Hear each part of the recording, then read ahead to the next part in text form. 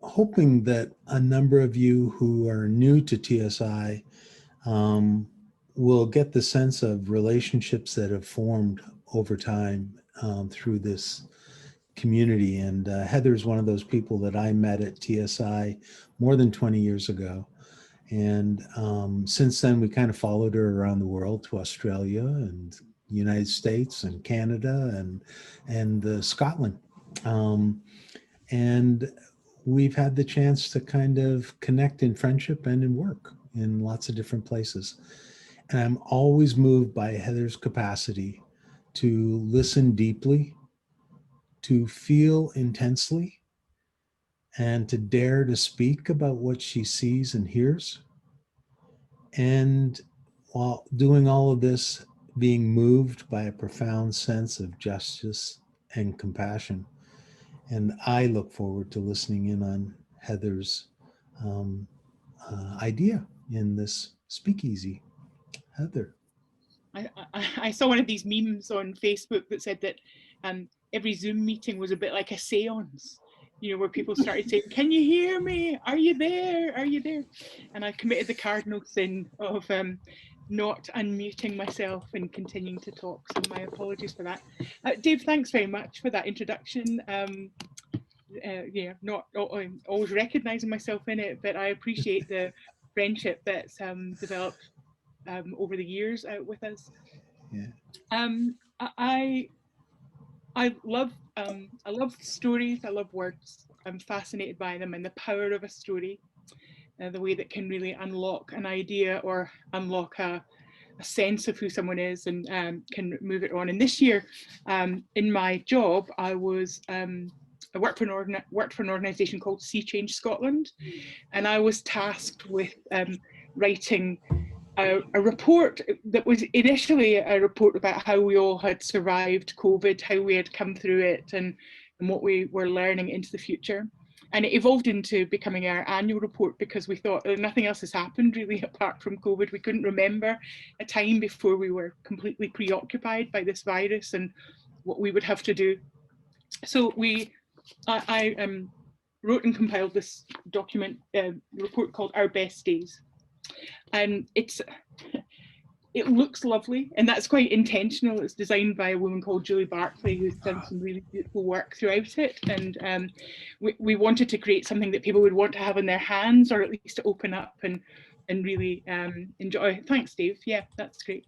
That people could really enjoy. So as you go through it, it just looks really, really cool. I'm going to, this is a tease really, because we're going to keep the rest of the slides for the sort of 20 minutes or so that we'll have towards the end of this. The CEO of Sea Change, a woman called Sam Smith, who's the founder and CEO, a completely decent individual who I think was moved by a strong sense of justice and equity to set up the organisation to support people who were leaving some of the long stay institutions in Glasgow, Lennox Castle in particular. And Sam's been, she's been with Sea Change from the beginning. It's a 20-year-old organisation now. She'll quite proudly admit this, she has a strong Churchillian streak in her, okay? So when all of this stuff started with COVID, she said that we must never waste a crisis, right? We should never, ever waste a crisis. And so she set out to have an organisation that was going to do its absolutely best in the midst of some real difficulties. We found a report by a group called the Relationships Project, which is, I think, a kind of sociological study that's been happening down in England. They have a thing called an observatory, and people report in periodically on stuff like austerity and the kind of whatever the moment, whatever the impulse is for the day.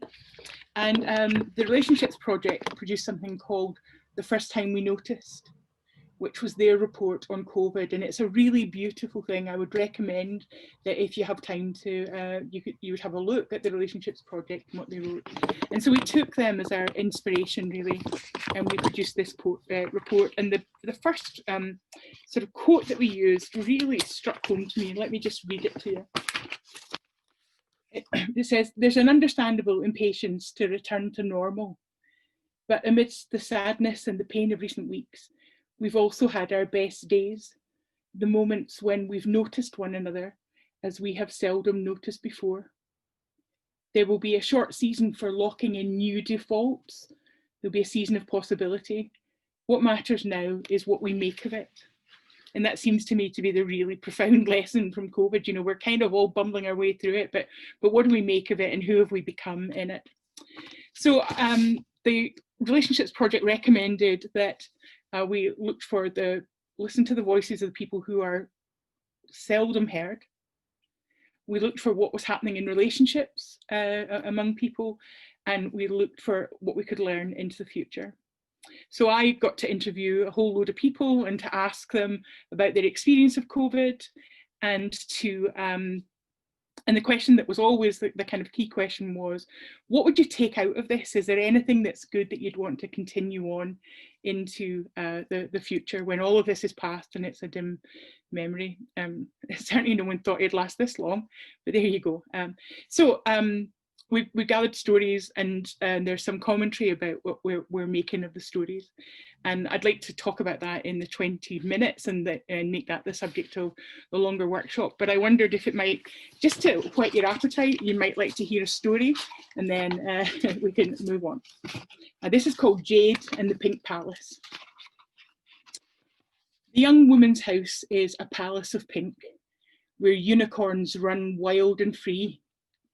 Crystals sparkle and shimmer on the windows. Walking through the door, you feel that magic might happen, and perhaps it has. The harsh reality of the lockdown threatened to disturb this place. There were fears that the young woman would find it too difficult, would react badly. The worst thing was that she couldn't go out and she couldn't see her family, and there were worries that the Pink Palace might turn into a prison. She said that the lockdown was horrendous, but as we talked, she described achievements and laughs and relationships that flourished. She talked about watching the news every night and how the scariness of the daily announcements about the virus was made less scary as people she knew and trusted, the people in her team, explained it to her and reassured her that she had this. They would be with her and it would be all right. Things changed, of course. Gym visits became craft days. Eating out became culinary adventures with a slow cooker. Meals were full of health and goodness, and a holiday was planned far into the future, far enough away to feel that there was a good chance that it would happen. And as the time passed, 2 dress sizes were dropped and new clothes were bought for the holiday. By the end of our conversation, the lockdown had become horrendous, but also a wee bit fabulous. All the time, the drip, drip, drip of safe and true information. The young woman was reassured, and as the reassurance found a settled place in her, confidence grew. She had this. They would be with her. And they were, and she did. And the magic worked. But it wasn't unicorns and crystals and the magic of pink. A deeper magic was at work. Trust, honesty, loyalty, belief, and maybe a bit of love thrown into the mix. That's one of the stories that we gathered, and I'd love the opportunity to talk to you about the stories. So yeah, look forward to catching up with whoever lands in this space. Thanks for listening.